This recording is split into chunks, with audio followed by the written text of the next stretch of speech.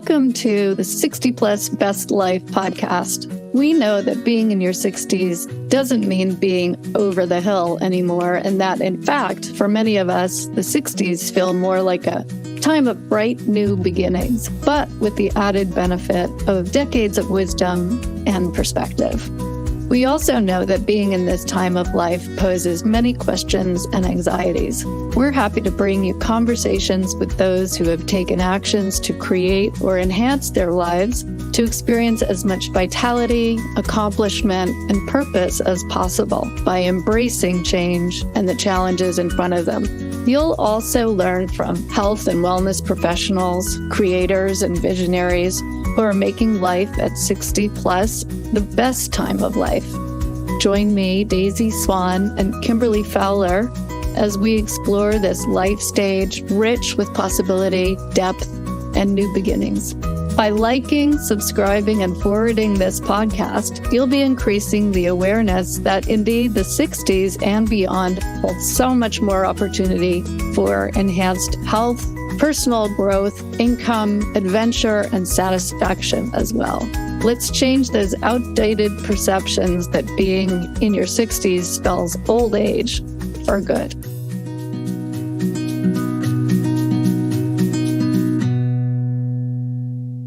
Here we are, Kimberly and Daisy.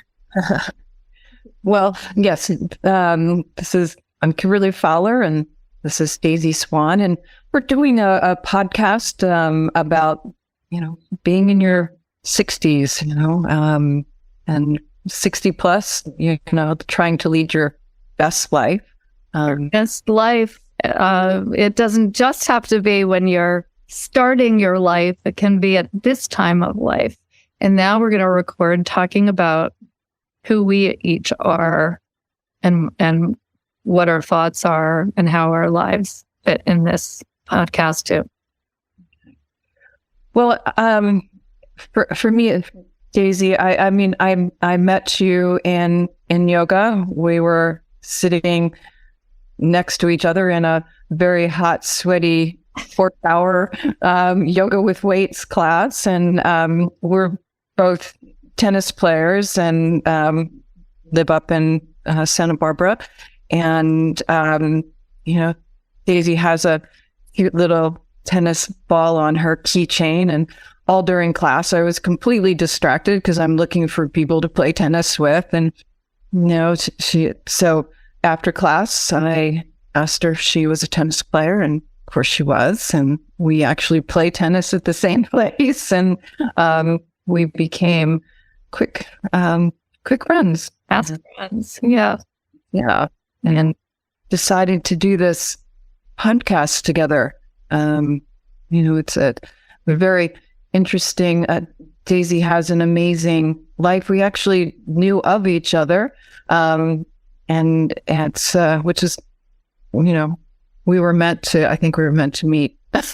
We're meant to meet. Yeah, we're meant to meet. Daisy's been helping people for decades, and she has an amazing background. She's been a professor. She's I could go on and on and on about you, but I'll let you tell a little bit. I love what you do. I think you're when we were at dinner the other night, and you just said it's your mission to help people. It's why you were put on this earth. And it was like, it was just us having dinner, and it was like, what an amazing, calling.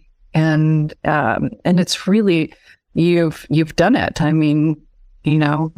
It's truly, Oh, well, thank you. That's very touching. I think we're both on a mission of sorts, but certainly I talk to so many people who wish that they felt that sense of mission and purpose. And, that's what I do, is help people figure that out.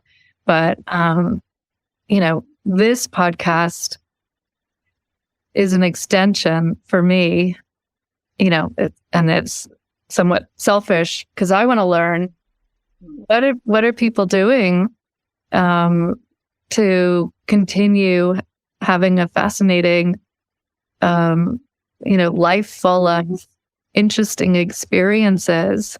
How do we keep doing that, even if we're not working the way we once did? Although I am, and you're working in a new way, and so many people, I think once we get to a certain point in our lives, we want to work smarter, not harder. Right. Right. And, I feel really so fortunate because I get to work a lot, but I also have a lot of time to play tennis and go to yoga and enjoy living where we live. But I'm so interested to find out how people are creating and living lives. We know that we are living longer. Yeah. And I'm in the wellness industry, so it's like I'm bombarded all day long with research and longevity research, and it's almost too much. And we're living longer and longer and longer, and it's almost frightening to me to think we're living to be 120 years old, and we don't want to be little skeletons around, right? If that's the case, then I want to be able to do things and and still run marathons and play tennis and and work and use my brain. So that's the things that we're going to be having experts on that can give us glimpses on how to do it in your 60s, and it's not just, so to speak, experts. That's one of the things that's really important to me. I see friends who are experts in their own right, in their worlds, but how are people making lifestyle choices, say in terms of relationships, dating in your 60s, a lot of us are trying to figure this out, or right. Committed relationship, or maybe, I know a lot of people who find themselves single for, whether they've lost a spouse or due to, illness and death, or they're divorced after, decades of marriage, or maybe not. Then what? How do you do this? Well, I mean, it's interesting. We're both coaches, so it's like when I'm coaching a client, and it's like I do business coaching, and then it always gets into dating. I mean, it's a part of life, right? Part of life and sex and all of that. But dating is different in your 60s. You're you're not as willing to just, I have your set ways. It's like, do I want to give up this, for that? And you're not trying to start a family all over again. You don't have the same motivations that were driving, that kind of starting a life thing. Right. When you were younger. So the motivations are just so much different. So that's going to be a big topic of discussion for us with different guests. Absolutely. So health and wellness and relationships and fun, staying fit. Right. Yeah. And the newest longevity, I don't know, tips, nothing too crazy, because that's sort of my world. Sometimes I'm like, wow, on the cutting edge of wellness. It's almost too much. We'll leave that for somebody else to discuss, unless you want to. I don't know. We'll see what shows up. I mean, the cool thing will be also having input from our audience, right, to talk about what they are curious about. It's great to have people give us suggestions of guests to have, but we know that we've got a nice long list of interesting contributors, people that we know our listeners are going to enjoy hearing from. Right. But yeah, there's I'm, dermatologists, hormones, your skin is your age, your hair, it's, and this is men and women. It's not just, hormones is a big topic. Right. What to eat, your nutrition. I mean, Gavin, that's. Yeah, that's huge.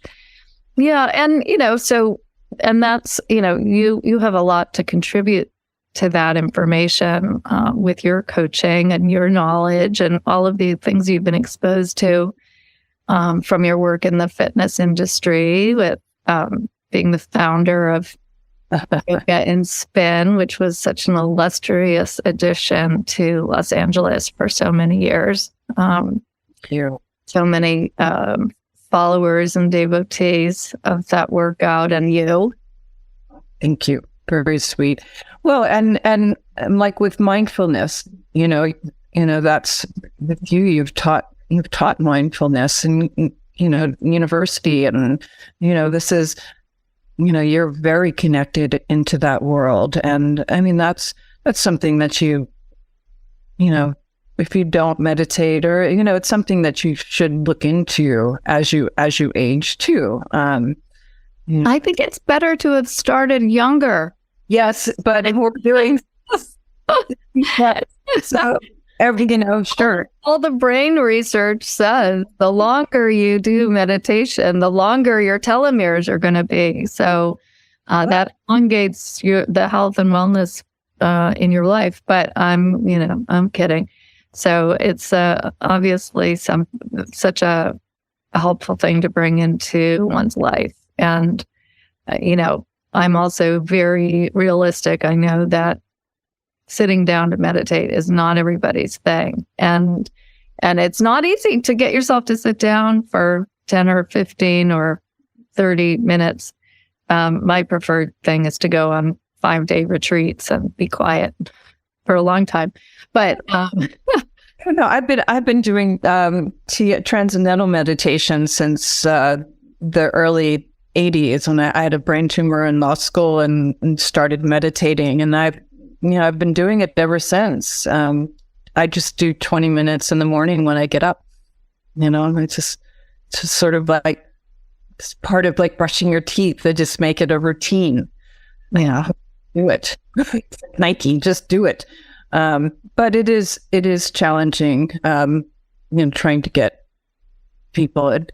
But when you do talk about the brain, it's important, and we'll be talking about that, because the brain as you age, that's a big topic. I know it is for me. And sleep, it's a big topic. Sleep, yeah. I'm so grateful. I've been sleeping pretty well for many years now, but then you can go through periods of time, when you're stressing about something. I've got some big stuff going on, and boy, it's so annoying not to be able to sleep. And we know how many people are taking things to help them sleep, or meditating to help them sleep, or getting up in the middle of the night and doing spelling bee on their phones or whatever. So, we'll talk about sleep. Yeah, because that's definitely a big topic. Yeah. And work. We'll talk about work. Mm. I mean, I touched on that earlier, but I think you and I have talked about how much we get really driven to do the things that we do. And when you're in your 60s, do you want to be? I mean, it's so cool to be so into whatever it is you're doing. And we know there are people all over the financial spectrum in terms of how able they are to retire financially. And even if you are able to retire financially, maybe you still want that immersion into a big, juicy, ambitious project. And how do you do that? Yeah, and how do you do that? I mean, I see it with my friends, and they want to get involved, and once you've retired, it's like, what does that look like? They don't exactly want that big job. I mean, I struggle with that. I struggle with wanting that job, and then no, but I want to have time to have a relationship and to play tennis and whatever. So that's a major struggle I think for a lot of people once they are in their 60s. It's that. Yeah.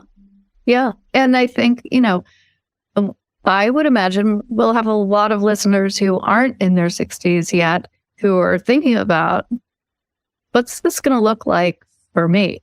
I mean, I know when I was in my 50s, I was going, my son's going to college, and what's my life going to look like? And I was single and, working as a, solopreneur. What's life going to look like for me? And so hopefully this podcast can provide a lot of inspiration and some headlights, right? Like the headlights on your car light up a certain amount of space ahead of you, right? Well, it's funny because I'm just finishing a course, a nutrition course, and it's interesting. It's a nutrition coaching course, and when I'm on the Zoom with people that are younger than me, one of the things that's always said is, "Oh my God, I can't believe that there's someone in their 60s and you're putting yourself through this," because it's a year-long course and not right. It's takes up a lot of time, but it's because in there it's like, wow, you still 60s, you're still alive. And it's like, I just sit there and go, yeah. But it's funny to that I get that every single time I'm on a Zoom. They're like, wow, you're still, you're still active. And, I think they keep going, like, you put yourself through this in your 60s, but it's like, I think that's what we're talking about. Like, yeah, like the retirement as opposed to working. And, it's an interesting balance. Yeah. And brain to be working too. Exactly. Well, that's, but that's just it. I think we have this new paradigm, right, of being healthy longer, being active. That's why that whole thing about, 50 is the new 40. Is that what it was? Or 40 is the new 50? No, 50 is the new 40. It was like, we just kept going down in decades. And, like I'm a coach for UCLA MBAs, right? So I've got MBAs that I'm working with, and they're 50s, 60s. They're going and doing an MBA. Well, aren't you at the end of your career? Well, not necessarily, and to have that stimulation. I mean, I'm always learning something new, and I know you are. And that's feeding our brains and our spirit, our sense of who we are and, how we can move in the world. I think I was playing tennis with 3 guys the other day, and we're all older, and they were saying, "Wow, you have such a young spirit for my age," and I think that's part of it. And we, you and I, we stay, we're learning things all the time. I think that keeps you very, your spirit very young. You don't get stagnant. Right. And that's not, I do work with people, helping them over that fear factor of trying something new. So I think we might be a little bit like, we like that, but a lot of people get really uncomfortable about trying new things. embracing change is not for everybody. And certainly there's embracing change that is foisted upon us. And then there's change that we choose and embrace. And, we all know, look, we had to deal with, what happened with the pandemic. Nobody wanted that kind of change, but we all had to figure out how to survive in it as best we could. But, there are situations, financial disruptions, relationships that don't work, and you don't see it coming. And then what do you do? And we do have people coming and talking about that, and how we get through those challenges also can keep us young or not. Right. Well, and talking about the pandemic, like isolation and community, and it's like, how do you make friends in your 60s? And, it's different. And like both you and I can talk to anybody. I can come up to me. I can talk to anybody, and so can you. But I think it would be fun to have someone on that, like that could help with that, like developing community. I mean, we do it also through tennis. I mean, you started pickleball. God, everybody's playing pickleball for community. Yeah, a lot of people like it because of the social aspect. And, so I just wanted to try and see what's that about. And so far, I'm so happy to be back on the tennis courts now that it's sunny again. But I'm going to get out there and play some pickleball. It's fun. Yeah. But, I was talking with, I don't know, I guess it was over a year ago, a mom from the elementary school that our kids went to reached out to me, and she knows what I do. And she was saying, I just don't know what to do. We're getting close to 60, she and her husband. And she was saying, you can only play so much pickleball.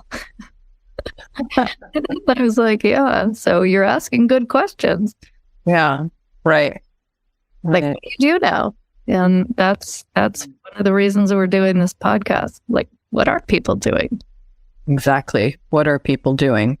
How do you get to do 60 plus best life? Right. Exactly. Yeah. And goal setting. You can still set goals in your 60s. Yeah. Yeah. And your 70s. We know people who are rocking it in their 70s. We do. Well, we have guests coming on that are just, rocking it in their 70s. Yeah, for sure.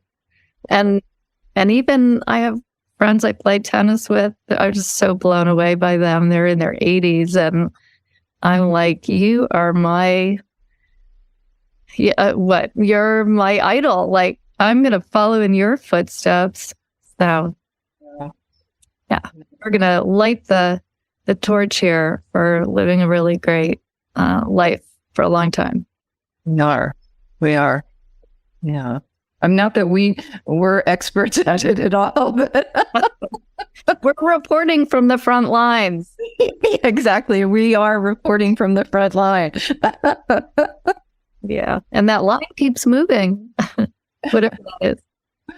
Yeah.